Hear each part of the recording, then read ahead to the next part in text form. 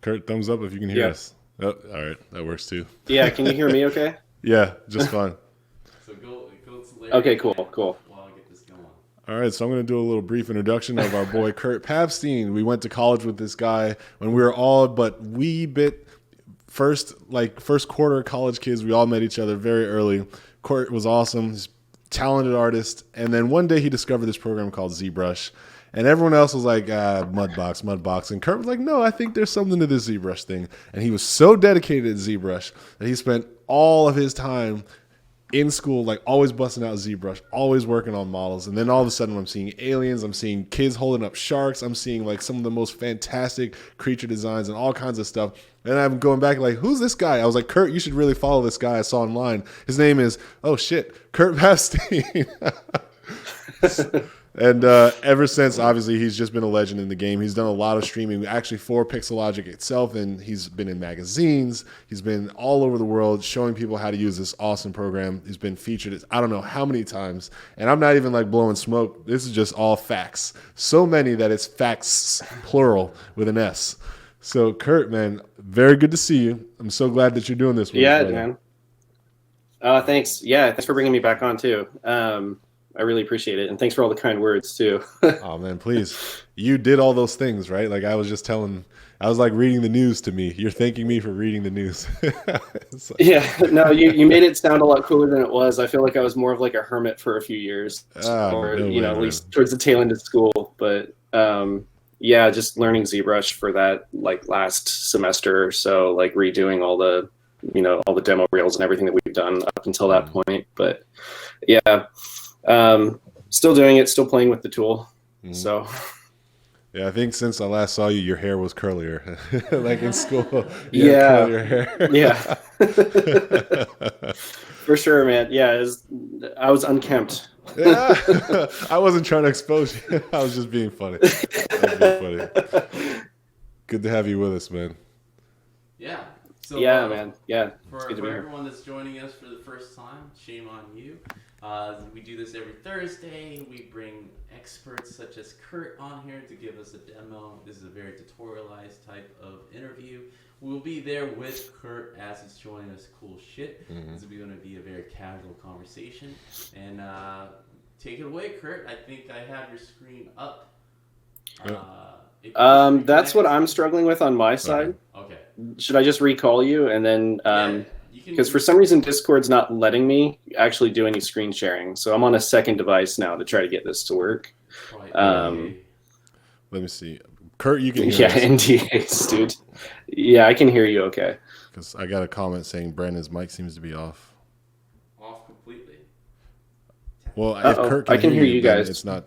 But I mean, like, I just want to see if on Twitch there's something wrong. Audio's on. Yeah. Yeah, we should be all right.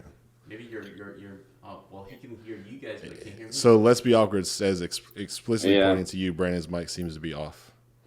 Okay, I'll fix that. Yeah. While you keep talking. Still off, yeah. Oh, while you fix that, I'm gonna try to fix my screen sharing, which is really weird. The registration going through. I hear Larry fine. Brandon sounds off. All right, well, for now, I'm just gonna put this in the middle. Maybe it's a chat filter. And then hopefully. This will work. Oh my god. No, this mic is working. All right, just keep going. Well, they hear me just fine then, so I'm just going to sit here. Right, Larry will be just commentary. I'll just do the beauty. All right, cool. Whatever that means. Well, Kurt, what are you going to be showing us today, brother, once we get all the screen stuff working? If you want to give us like a 30-second primer of what we're going to learn. Yeah. So I'm trying to figure out why, if anybody knows, why Discord isn't letting me screen share, considering I have a webcam and everything set up. This is a first for me, so I switched over to another device. Okay. No, I have one monitor on this one. It's the laptop, and so I have like my main rig over here decided to tell me this morning that it doesn't want to do screen sharing anymore. So I tried two other devices. I got like a laptop and an iMac that's both telling me that I can't do this. So I'm not sure if it's account related, like on Discord, or if it's another setting that I'm missing. But I used to be able to do this all the time. So what we'll do this live tech. Sure, diagnosis. Yeah, so I'm sorry. What's the error that it's telling you right now? When you click on screen share? So right now it's just saying that screen share is not available. Whoa. That's likely because I'm assuming since it's from the laptop, it might be because we're doing the webcam in. Maybe you know what I mean? Hold up. Sorry, user error. I just found a button. There we go. Application window. All right, I got you guys. Boom. Oh, you're welcome. Yes. Yeah? Okay, cool. There it is. I see a bunch of tools in ZBrush. That good old ZBrush Halloween interface. I was sweating bullets there. Oh my gosh. Just describe. Okay, so imagine this really awesome creature. I'm just going to draw a little tentacle there. So just imagine this badass tentacle. No, even more badass than what you're imagining. Okay, there, you got it. Yeah. Would it be on the cover of Gears? Then yes, it's that good. No. God. So what happened was, for future reference, the mic was muted on Discord, so that is preventing me from doing any screen sharing for some reason. Gotcha. I didn't know that was linked. So okay. That's stupid. It is stupid. So I did have some stuff planned. It's on the other machine. I was going to bring something in that's a little bit more finished. But starting from scratch is also pretty good because I feel like I can work fast enough for you guys, so it's not super boring. And also noodling on details is, that gets a little tedious too, having to look at somebody just do skin wrinkles or pores or something forever. Yeah. But, so looks like we're going to get a behind the scenes look at your process from first ball to finished product, or however far you get, I guess. Yeah. Z-sphere, whatever the word is. Z-spheres. You can tell I use ZBrush all the time. Just starting from like a ball, sometimes like a cube, or even like, you got these like little demo heads. To be honest, I'll cheat it and I'll use these sometimes, like if I only got like, an hour at lunch or something. I don't want to do that here because it just kind of looks funny to doodle over something existing. So I'm just going to start from sphere. This is when I'm more ambitious. Okay. And I want to kind of put the time into it. Do you have inspiration for what you're about to do, or are you just going to kind of No, not at all. Oh, this is great. Okay, cool. So blank canvas, blank idea. Yeah. All right, here we go. You guys are in for a treat. So like a lot of the times too, I do a lot of material shuffling, so I'm just going to try to pick one and stick with it. That way it doesn't get too obnoxious. But people do what material do I sculpt with? Uh-oh.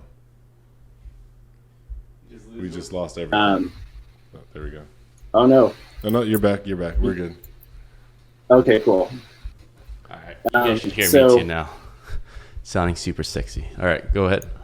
Yeah, so close to the mic. It's perfect. It's like he's right in your ear. Really heavy. I like it. If we could just always have that. There's an app. Whenever I'm working.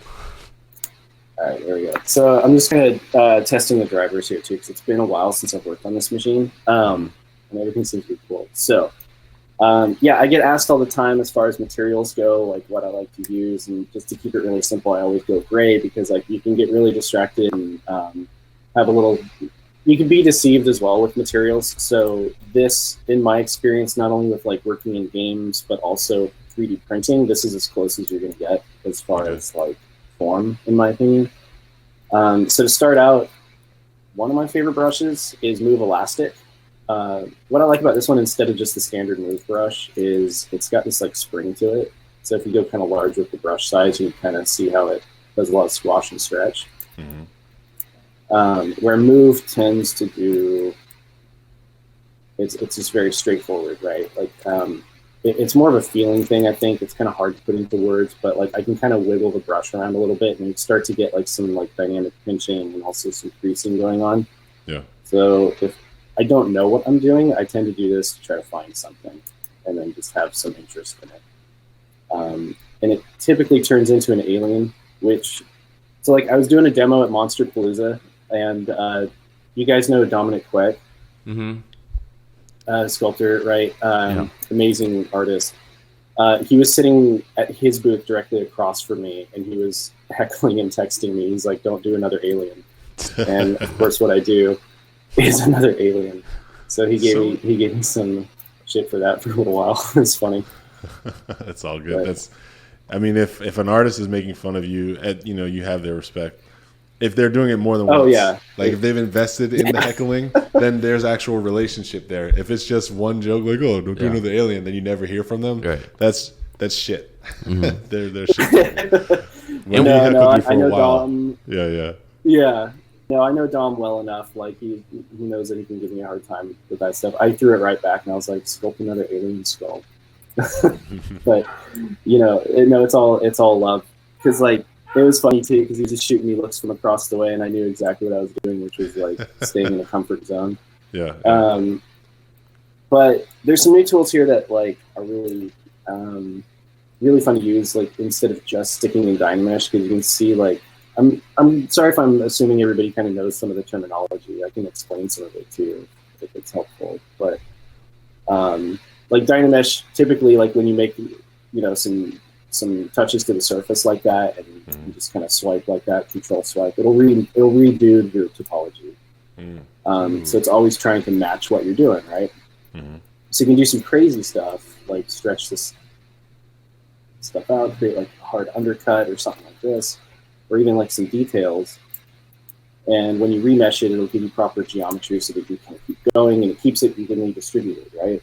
Well, one of the downsides to that right now, and everybody's been fine with it for a long time, but you kind of stuck to a resolution. You can increase this little slider here and make it, higher topology, and you can get just denser with it, so that you can start getting in and doing more detail. But then the problem is, like, you might have more geometry, like say over here where you don't need it.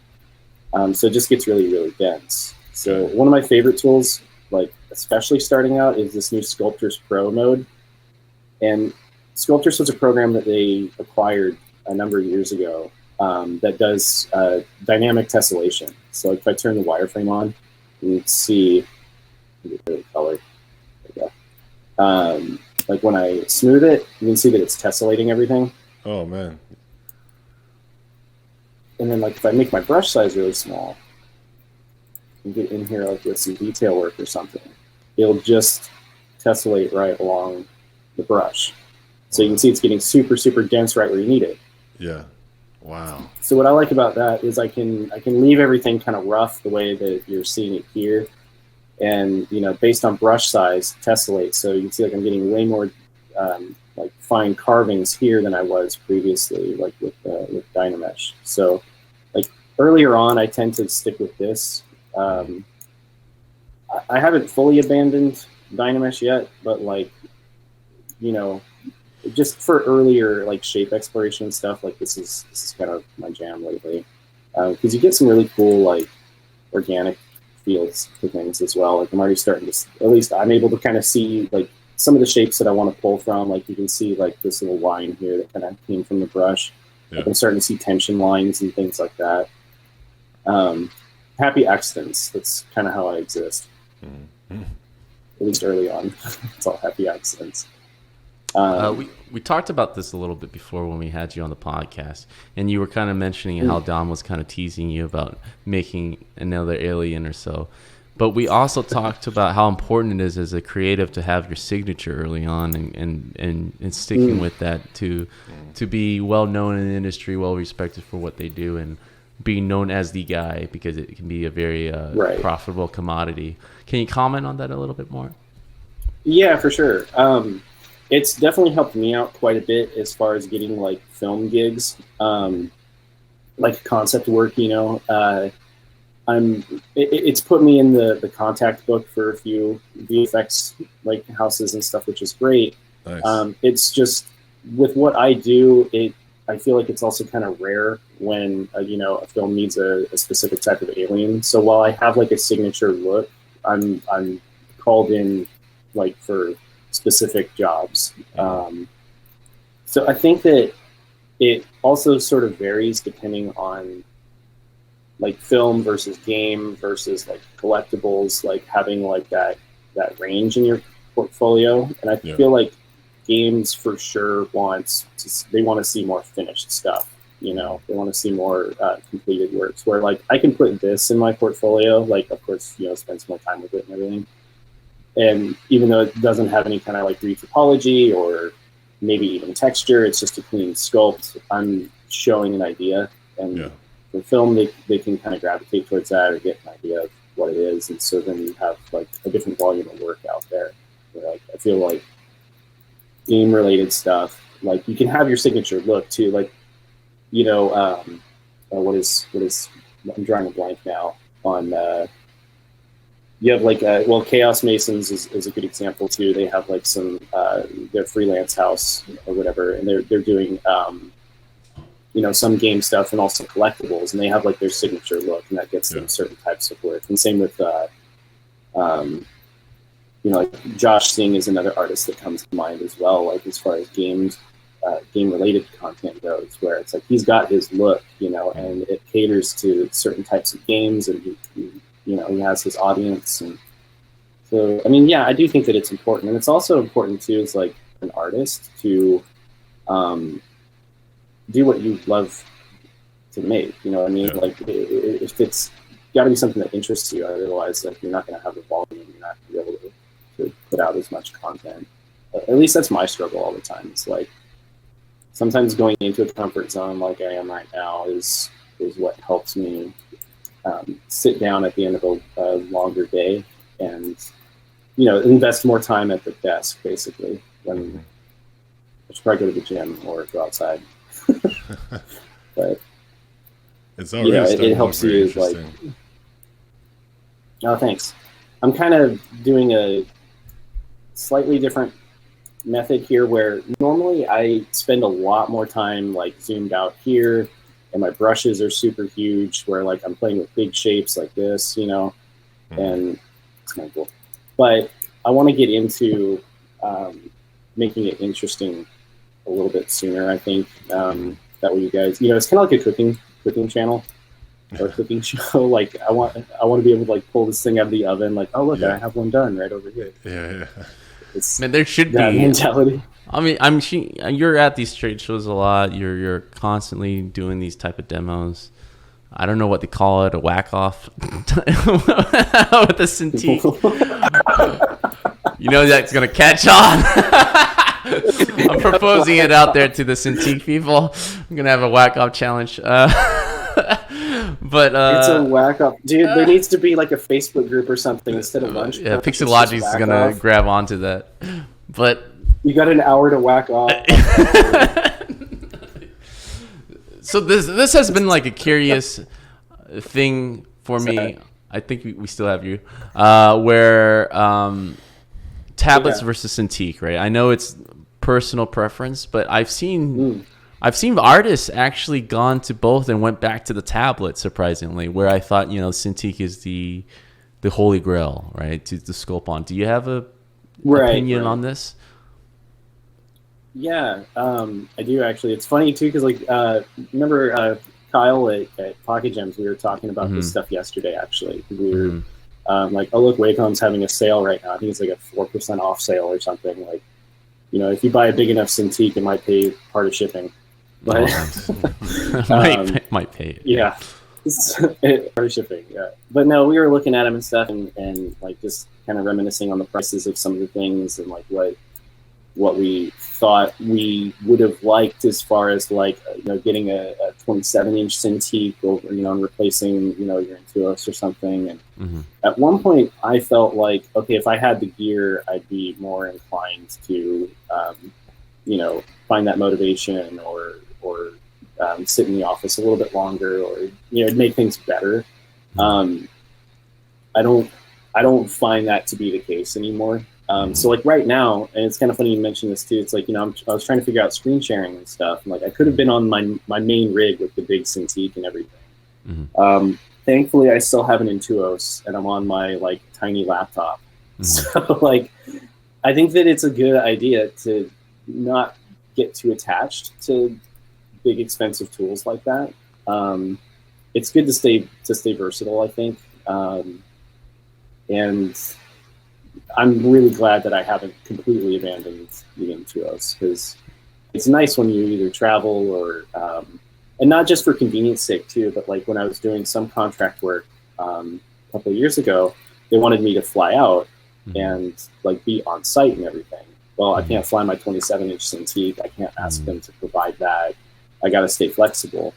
Some of that mentality too came from watching Ben Morrow, like on Twitter and Facebook and stuff, and like talking with him. He was traveling for quite a while, and he had his like MacBook Pro, licensed to ZBrush and Photoshop, and a small Intuos, and he was making it happen,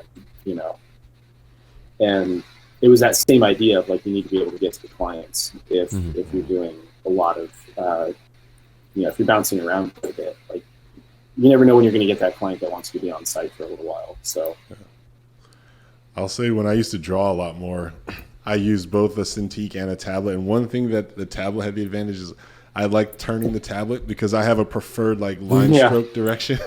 And I've noticed my muscle control in a certain direction was like way better than in other ways or more comfortable for the wrist. So I used to like turn my tablet to get to just keep, and so I would imagine doing that same technique on a Cintiq is probably a lot harder. So the lazy artist in me preferred the tablet.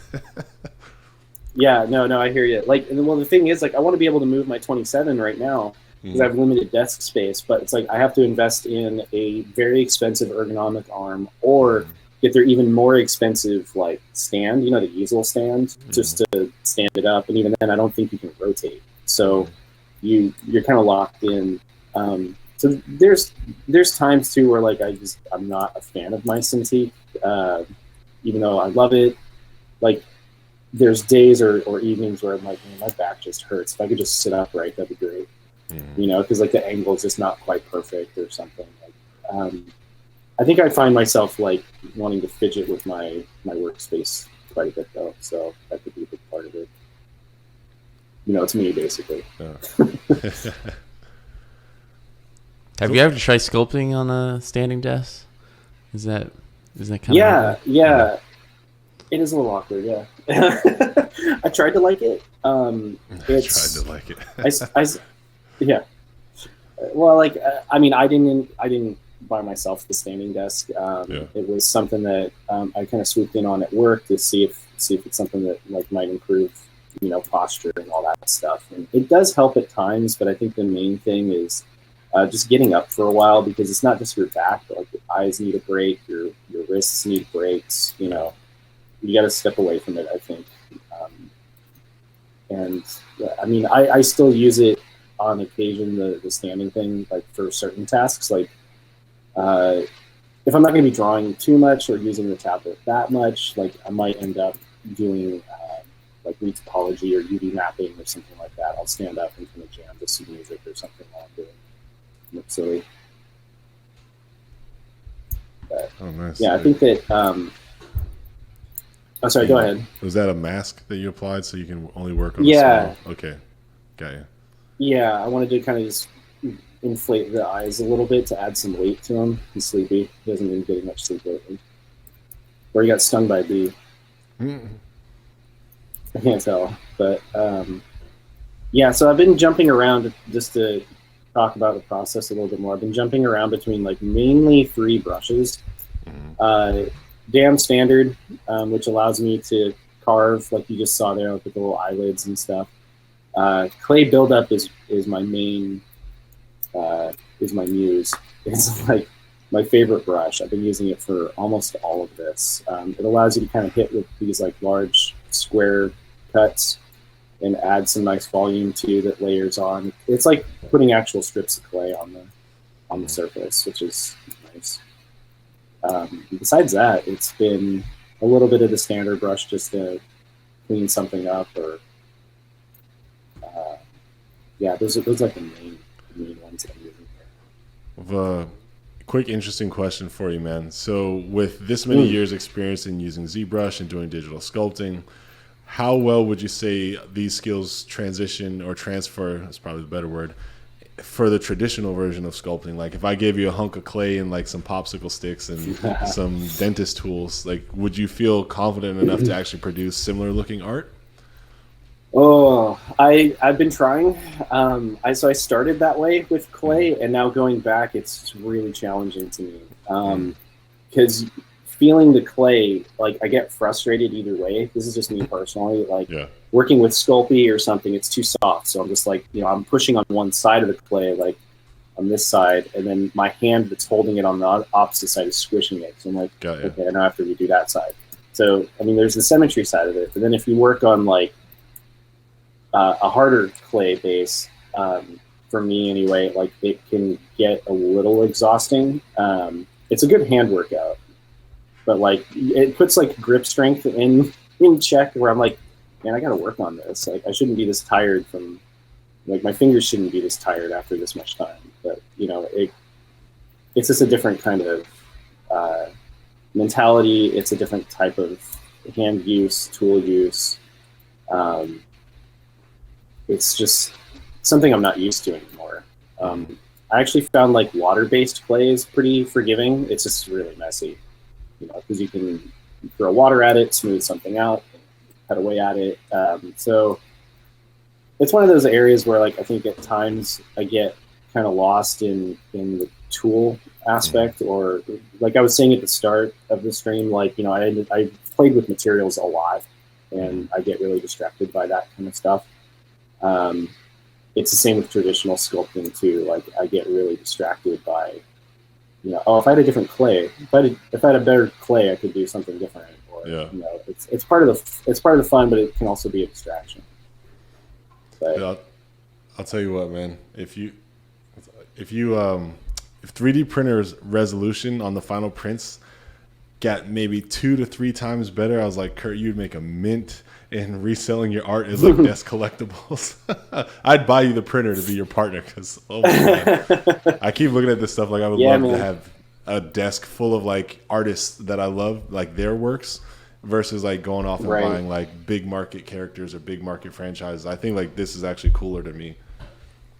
That's cool. Yeah, it's getting there. It's totally getting there. Like printers are nice. I have a Moonray that I actually like quite a bit. It's kind of similar to the Formlabs printer, which is somewhat standard right now as far as like that's what everybody's using. But yeah, the printing process is yeah, I'm thinking I would do it. Yeah. But one of the things with printer resin that I've kind of learned about recently is it's not an archival medium as far as it's not going to last forever. And the main reason for that is because it's UV cured, right? Like so it's light, it's curing it. So it's never fully set. If you leave it out in the sun or if it gets any kind of UV light, it's going to.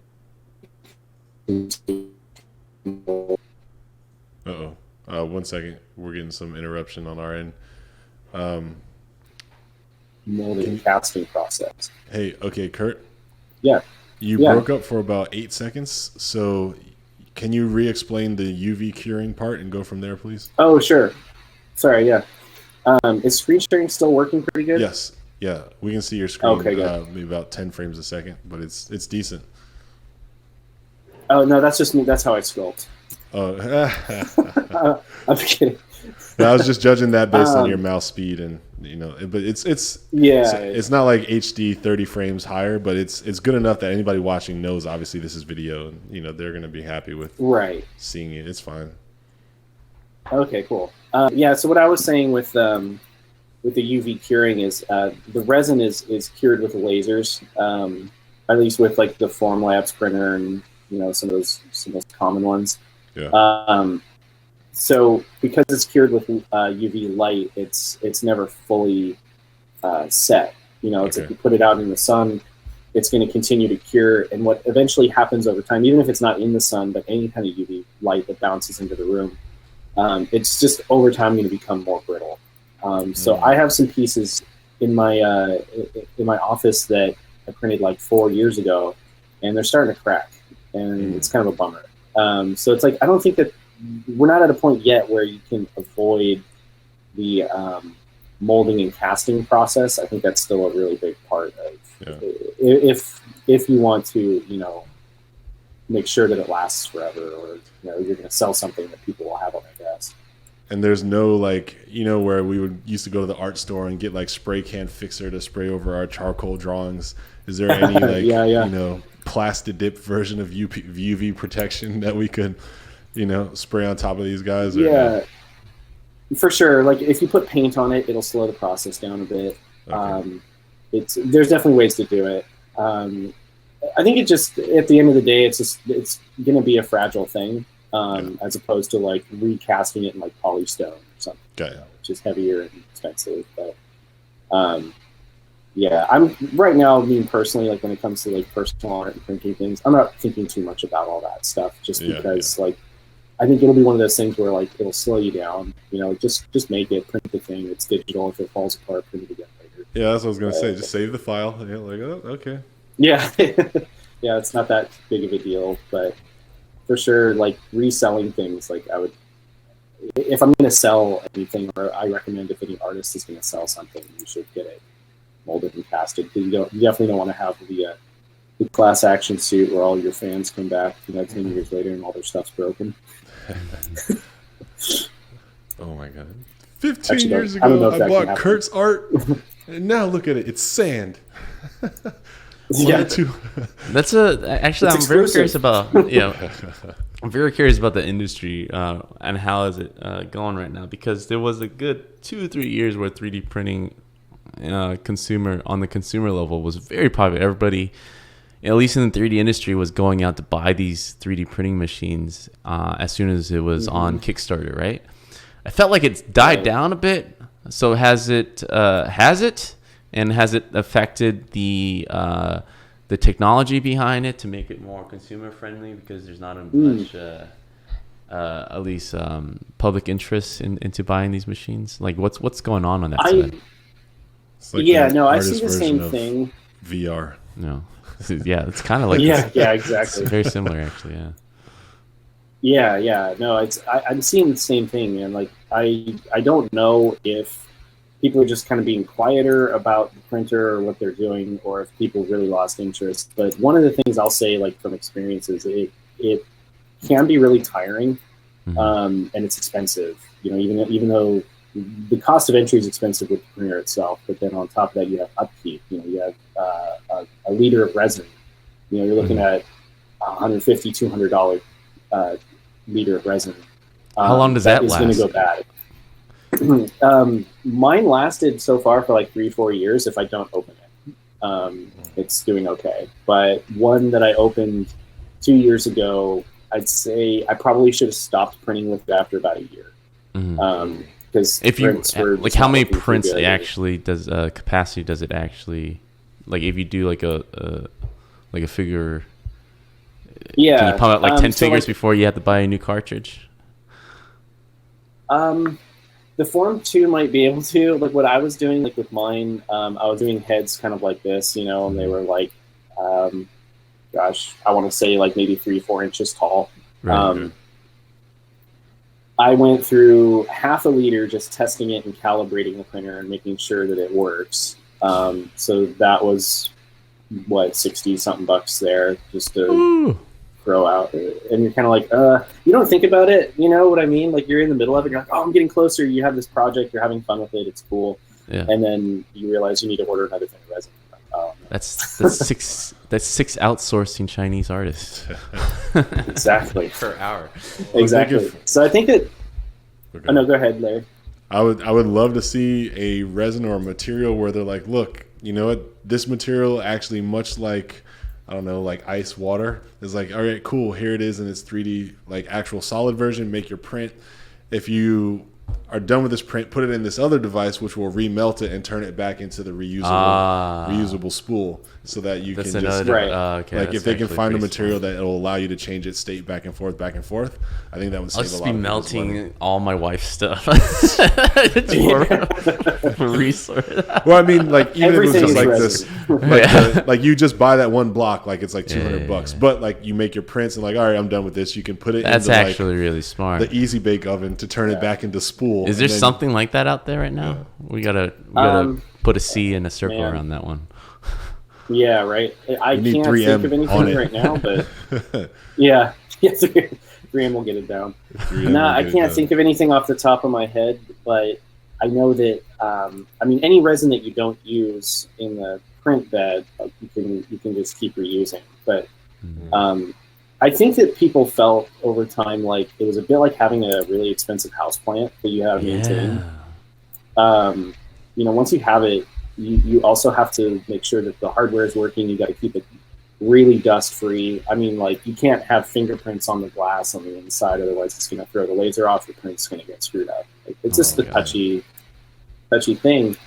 And I don't know. For a while, I was like, whatever. Like, yeah, there's dust on the laser. I'm not going to clean that. And I didn't have problems, but I'm also, I wasn't printing like super high resolution or something. So maybe I would have seen it. But it's just one of those things where, like, for me, I felt guilty not printing after a while, because there was this like expensive machine that isn't getting its TLC, and I think that other people kind of felt that way too about their own printers. Like, man, it really expensive upkeep, expensive use, and maybe that's why it fell off a little bit. And I think that people also were kind of expecting, like, it's a plug, it's like an Apple device, plug it in, USB, boom, print, there's my thing. And it's not really like that. You also have like the project after the fact, like once it's printed, of cleaning it up and making it look presentable. I think there's some artists that will say, like, they'll post their print, and what they aren't saying is that there was also 8 hours of sanding and a day of paint applied to it. You know what I mean? Like, depending on the printer. Yeah. I mean, I wouldn't want to say that either. It's kind of like it's kind of gross work, but that's the other part of the process that people don't necessarily. And again, it depends on like the resolution that you want, right? Like if you're printing a kitchen utensil, it's kind of not that big of a deal. You don't need to clean that up. But if you're going to print this guy, it probably, and it had more details. I think 10 years from now, you're going to see a legit like 3D printer technology on Kickstarter, right? Yeah. It's going to fail. Yeah. But then 2 years after, it's going to be licensed by Samsung, and then Samsung's going to make the consumer version. Well, that's the sad part, man. There was like a good period where there was a lot of public interest, and there were several 3D printing Kickstarter projects. But because it lost the public attention to it, I think the technology behind it slowed down. Yeah. And so all the things that we've talked about would have been possible if there was a continual support for it. Yeah. It's sad.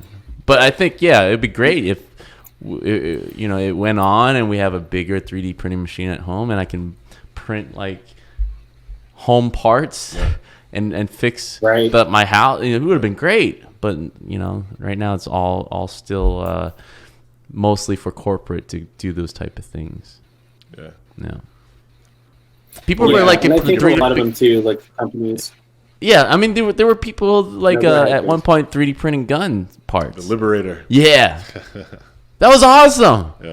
Yeah, it was horrible, but people who it's dangerous. Yeah, but I think there was some kind of false mix of the news there. Not everybody would have that ability to print a gun. They were making like every children will have access to a 3D printing machine to print out, go on the internet, find the files, download it, and then print it, and then all the non-sexy part that you're talking about. I'm sure that dude was probably sanding the shit out every single part of his gun. Well, I guess the hard part for me is understanding how the firing mechanism was going to work. Like that, I'm assuming was not 3D print. Like you're going to need that metal on metal contact, unless they're like, oh, just get this thumbtack from Staples. Well, and, I think you know what I mean. Like there had to be a spring. Right. There was something along. There was something. Yeah, it wasn't like a full Lego piece that you can shoot out of. But I'll say any kid could have gotten 90% of the way there. Yeah, sure. So like that was interesting. But that was it was those type of.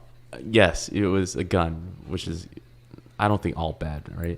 But it was more like they were kind of what do you call it? Demonizing it, where there was a lot of interest behind 3D printing again, but it took a project like that for it to catch attention to finally put some money behind the tech. Well, you know, the government has no problem with guns being sold because that's criminals buy guns that fuels the legal system.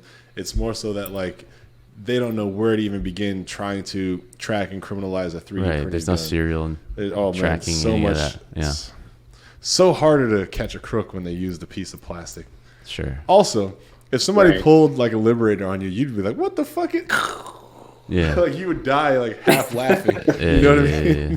You got one good shot in that thing. It's true. Anyway. Those are the final words. Don't miss. Don't miss. You better not miss. I saw the whole thing. So he pulled out this plastic thing, and the guy died laughing. It sucks. He missed the shot completely, but it just such a shocking way to. So anyway, his GoFundMe for the funeral expenses are set up, and you can go here to donate. Well, do you see a future left with 3D? I mean, I'm sure a lot of people are still using 3D printing. I think it applies a lot more to character artists than anybody else, really, that is driving that market. Well, what's interesting too is like I've noticed the printer I use is from Sprint Ray, and you know their printer's called the Moon Ray, and I noticed like after not looking at their website for quite a while, I should save this. They are targeting the dental industry.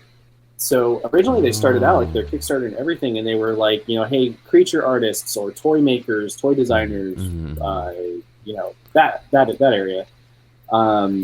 After their Kickstarter, it's like, man, they found a market that really wants them, and they're going for it, right? Like, and so now their resins and material and stuff is like catering towards dental, which is cool. It's just like now I'm looking at it too, like, okay, instead of, you know, maybe the way I should be looking at it, like, okay, well, this isn't a printer for me anymore. I'm looking at it more like, oh man, it'd be really cool to print with dental stuff, like, you know, like crazy silicones or I don't know, some sort of like fake enamel. Yeah, it's very true to the trend that we're seeing. There's a lot more money on the enterprise side, which basically is non-games, because they seem to figure out how business works better than we did. Right. And so it's great that would be the fuel to kind of create interest again. Because I think there is a disconnect when it was really niche, catered to you want toys? No, man, I'm 40 years old. I don't want toys right now and fill this space up. Like, I can't buy that many toys to support your business. But when you start to like break it down to more like industrial production, it makes a lot more sense. It's like, hey, that wrench, or no, not a wrench, but that part that classic you're missing. Cars. Yeah. Right? Like if you think about 3D printing's application in auto manufacturing, or even just machine anything. Like, hey, I got a 1962, you know, whatever, Chevy, and it needs this part that nobody makes anymore. Yeah. No one is selling it. No one's carrying it because only 2 people a year ask for this part. Right. But if I go to this 3D printing industrial shop, right, they have a metal 3D printer, and they have all the SKU, all the like download digital files from every car ever. Yes, we can replicate that part for you. It's not original, but put this in, your thermostat will work. Yeah. And that's the part that the last few years I felt like there's huge potential being able to print home stuff. It's going in that direction. I think industrially that's the smartest thing to do for a lot of, I don't know about how strong or how big these things are, but something like hand size or smaller, like car part specific things, component parts, for sure. I can give you that exact screw. It can stand up to the torque specs, whatever you need. Boom, there it is. 10 minutes. Give me 10 bucks. In carbon fiber. Oh yeah. Oh man. Right. Yeah. Someone needs to come. I think it might be all 3 of us right here. Come up with a pitch deck, right, and present this to IKEA. I think that store would really love this idea. Is like all the spare parts that is always missing or breaking on you. You can print at home. Oh, dude, if they're not working on that already, right. Well, what you guys are talking about too is go ahead.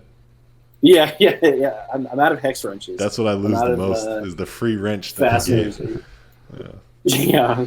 I used to, at one point, I think I had a drawer full of them, and I think at one move, I was like, never mind. But then once you move, you're like, oh man, why didn't I bring those with me when I relocated? Especially when you move. I was gonna say.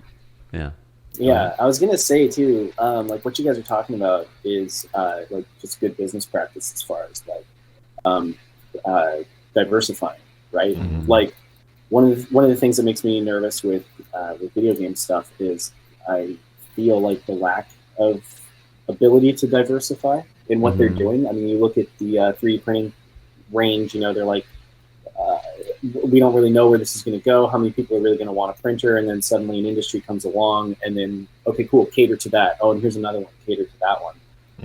And you find people that need it. And I'm seeing that too, like with some of the stuff that I'm doing, like with contract work. Like for a long time, it was just game related stuff, and then I tried to dip into, you know, film concepts and things like that. And now the latest thing is I'm doing more of like collectible sculpting. So it's like I'm trying to find more ways to put my services to use. And even with like, you know, you mentioned like the whole automotive industry and stuff, like there's definitely a need. Like I found like once I got my printer up and going and stuff, and I started making more friends outside of the industry, and like with my motorcycle group and everything, they need parts all the time, or they need like a random little thing, or you know, so it's just like I think there's more opportunity out there for artists for sure, and I think the printing definitely has helped with that. And like 3D printing's helped with the concepting side even too. Like I was definitely able to like bring in like a little bust or something. And it's amazing how having something physical on a desk can like change a director's mind. Like, you know, they've been like kind of on the fence with something for a while, and you bring it in and it's, you know, standing there and looking at them on the desk, and they're like, oh, okay, cool, yeah, this is going to work. But it's actually a really good way. Yeah. Like, check out I kind of questioned it at first. I was like, I don't know, like, is this kind of like a cheap move? But like, no, they liked it because they were able to see it, and they actually would like they put light on it, move the light around. Yeah. And so it's like things that you might be able to see as an artist, the client may not always be able to see it, and finding ways to. There's a few tangents there in that rant, I guess. But, well, yeah, making things tangible always helps. Them holding it, seeing the effort put behind it. He's like, yeah, you didn't see this on my monitor. But check out that detail. It's like, that's a sweet ass detail. What I love about even what I'm seeing right now between what you're doing, Kurt, and like where this conversation is going is like, remember like Mass Effect 1 days when the artist would have had to spend like a whole 3-4 days to hand model to get to this point? You know what I mean? Oh yeah. Kurt's just like, oh, I'm just messing around. Like, here you go. Here's a new race. Yeah, this is what they look like. Oh, you want bigger ears? Hold on. There you go. Yeah, right.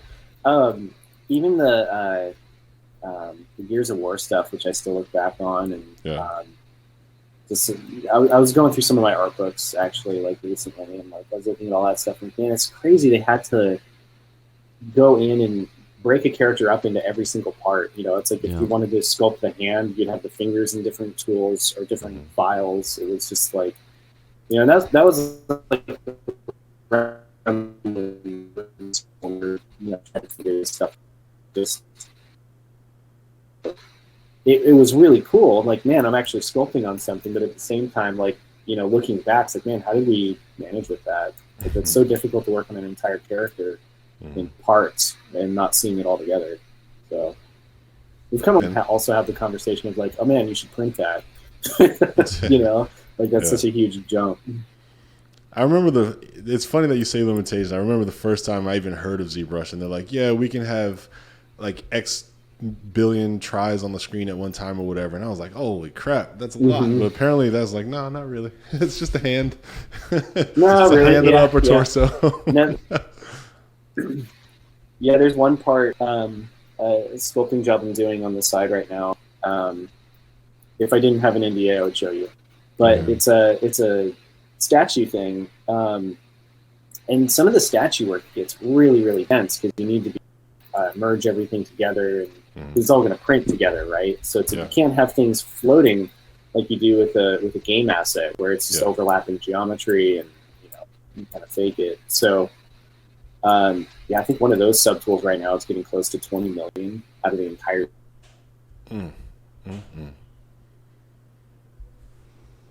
Uh-oh. I lost him for a second. There he goes. There he goes again. There he goes. Well, I still see the mouse moving. Yeah, he's working. This is how Kurt goes to sleep, actually. There we go. Oh, yeah. We lost you for 2 seconds. Yeah. Oh. Yeah, I His passed internet out. is celebrating Independence Day. Sorry. I do need to get better internet. Bro, sure. I'm just teasing you, man. Yeah, and happy 4th, by the way. Happy Didn't 4th, even Kurt. didn't say Yeah, that, to yeah. everyone celebrating Independence Day in America. Happy 4th of July, everybody. Yeah. I was too busy frantically trying to get my screen sharing to happen. All right, well, Kurt, I think we're starting to round out the end of our seminar here. So if there was one last really cool thing or piece of advice or something you wanted to show the audience before we get out of here, give you a minute or two to do that. Oh, man. I feel like I'm on the spot. You don't have to, because, I mean, Words of obviously, advice. remember, we started at a ball. So the before-after Yeah. Insane, man. is quite dramatic You've already. been way more productive than us the last hour. Well, I'll say, like, maybe this will apply to some people out there. I feel like I'm having this conversation more and more and, with other artists as far as finding your inspiration or motivation or not, trying to push through feeling burnt out. And the only reason I'm going in this direction is, like I said, it's been coming up a lot, I think, and it's been something that I struggle with too. It's like, while I'm able to sit here with you guys and like I can jam on this thing and do this, like, it's been a while, to be honest, where I've done like any kind of personal work or I've worked really quickly. And I think that, you know, bringing in contract work or studio life can, it can get a little tiring. Not the office itself or anything, but just, you know, this is what you do all day. It's hard. It gets harder to get home and keep doing it sometimes. Yeah. So I think that it kind of goes back to what we were talking about at the very beginning. Like, sometimes it's really beneficial to stay in a comfort zone in order to like make something, remind yourself, like, look, this is what you love to do. This is what you are good at. This is what you're fast at. You know, whatever that might be. And kind of bringing it full circle here, because like the conversations I've had with other artists are like they're always trying to put too much on themselves, I think, and then they get burnt out before they even sit down. Mm-hmm. You know, it's like doing 3 or 4 new things instead of like maybe just one, or like try one new tool, but, you know, sculpt another alien, but maybe you use a different brush. You know what I mean? Like, just keep it simple and take baby steps, and eventually you'll get there. It's, I don't know, like I've been focusing more on gym work as well, like getting into the gym, and that's helping me mentally a whole lot. Like last year, we definitely see those results too, man. By the way, I didn't. Thanks. Don't think Thank you. Yeah, I'm chasing you guys. But you know, it's funny because like there's other artist friends that I have that like they would bag on going to the gym because they just wanted to go home and draw or something, or, you know, it wasn't for them. And I'm having conversations with those artists, and they're like, they're going to the gym now. They see it. They understand the mentality, the benefit to it. It's helping them, you know, with their personal work more, and even their contract work more. Yeah. Mm-hmm. And I think that it's okay to step away from the art itself. Not doing it sometimes is more productive than sitting down and, you know, hitting your head against a brick wall to make it happen. And then you just end up not really producing that much anyway. So I think that, I don't know, I think that'd be like my parting thing, because it's been the most relevant thing that keeps coming up that I see in conversations and also in myself, as far as like still making steps forward, but not burning out. Yeah. Well, there you have it, guys. Straight from the alien's mouth, Mr. Kurt Papstein. We want to thank you so much for being a part of this and, you know, helping us with our thing. And we're always glad to, you know, put a little more spotlight on what you do, because obviously it's very amazing. We watched you turn a ball into an alien in 56 minutes, so I think that's really cool, man. To all the outsourced companies out there or movie studios that could use some work like this, we know Kurt personally. So come to us first, and then we'll send you to Kurt. No, dude. Godspeed, man, and everything that you do. And seriously, on behalf of our audience, both Twitch, YouTube, or whoever is seeing this, we all appreciate you doing this demo for us. So thank you very much. Well, thank you. Thanks for having me. I really appreciate it. Like I said, it's been a little while since I've been on stream to do something like this, but I really love doing it. So anytime if you guys want to bring me back on. Yeah, you got open door policy. Anytime you want to come back, please just let us know. Yeah, you feel like okay, doodling. we'll do. Yeah, While we hear you. For you. When you hear us Awesome. during your headphones, just hit us up. Now. Yeah, We should start a thing where I know you miss my cackling in the office. I do. I do. You know, what's funny too is now I'm on the project now too. Oh, there you go. There you and I was go. like, of course. And As soon as I'm gone, Kurt's like, you know, maybe it's time for me to go over there. Oh, this spot's still warm. I'm gonna take it. Yeah. All right, man. Thanks a lot, Be dude. safe up there. Keep riding that bike. All right. Thanks. Oh, of course. Bye. Bye. There you have it. Kurt Papstein, ladies and gentlemen. It's always good to see people that went to school with us doing excellent out in the world. It just makes me feel like we're part of a good class. Like we're part of a great crop of students that became professionals, still doing it, and now giving back. Anybody in that category, like, much respect. Double tap the heart for you. Love what you do. All right. So that ends it. Thank you guys for joining us. We are on every Thursday at 11 a.m. having awesome people like Kurt himself coming on to give yourself a demo and a little bit of an upgrade while we chat casually while doodling. Yeah. So happy 4th of July, everybody. If you're watching this not on 4th of July, hope you had a great Independence Day. Hope you stayed safe. And If you're international, put it in reverse, Carl. Put it in reverse. Okay. Thank you so much. I'll see you guys next week.